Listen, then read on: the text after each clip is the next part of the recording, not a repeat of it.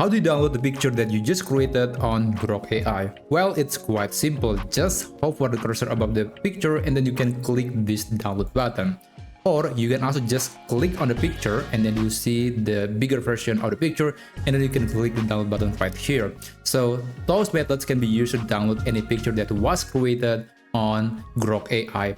How about on the Grok AI on X.com? Well, it's actually even easier. So you can navigate to the Grok menu right here on X.com or Twitter and then navigate to history, go to images, and you'll see a list of images that were created on Grok AI on X.com. But keep in mind that this is separate from the Grok.com version, even though you might be using your X.com account to log in on Grok.com, because unfortunately, even though they are basically the same AI, but they are separate. So I think that's something that X AI as a company need to work on.